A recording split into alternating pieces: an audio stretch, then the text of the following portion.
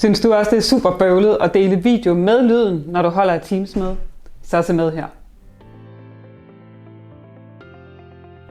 Det er faktisk ret let at få lyden med, når du viser video i et Teams-møde. Men spørgsmålet er, hvordan du får den bedste kvalitet af videoen, når du skal vise den. Derfor har vi testet 3 forskellige måder at vise video på i et Teams-møde.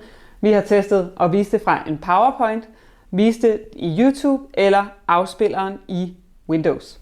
For at du hurtigt kan se, hvad der er den bedste løsning, så har jeg taget nogle NHL-stjerner med. Jo flere stjerner, jo bedre selvfølgelig. Så lad os komme i gang. Først skal du have styr på, hvordan du får lyden fra din computer ud til deltagerne i Teams. Og det er egentlig super simpelt. Du skal bare klikke på Inkluder computerlyd, når du deler din skærm, så kommer lyden også med. Lad os starte med at se på, hvordan YouTube fungerer. Her ser du en optagelse af, hvordan det ser ud, når jeg afspiller video med Jesper i YouTube i en browser. Barn eller barnebarn. Eller der er også dem, som skifter mellem forår og efterår 2020-2021 og bare kører i en turnus af de samme passwords. Og måske er det fordi... Jeg synes slet ikke, det fungerer. Der er stor forsinkelse på lyden, og billedet det hakker en hel del. Men hvis du ikke har mulighed for at vise video på andre måder, så er det jo selvfølgelig et fint alternativ. Derfor får YouTube kun én NHL-stjerne. Okay, videre til PowerPoint.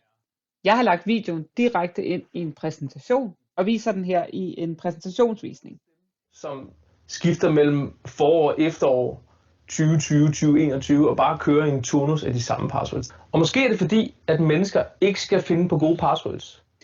Det tager et øjeblik, inden videoen sådan loader ind, og så kører billede og lyd egentlig ret godt. Så det kan klart bruges til noget. Og så er det jo super let, hvis du allerede har gang i en præsentation. Derfor får PowerPoint 4 NHL-stjerner, fordi du lige skal lægge den ind i PowerPoint først. Den sidste test er at afspille direkte i Windows-afspilleren. Med at huske dem, og den hjælper dig med at sørge for, at du ikke genbruger passwords. En god password manager har et plugin til din browser og en app til din mobiltelefon. Og hvis du bruger den på arbejdet, kan du dele udvalgte passwords med dine kollegaer eller det team, du arbejder i.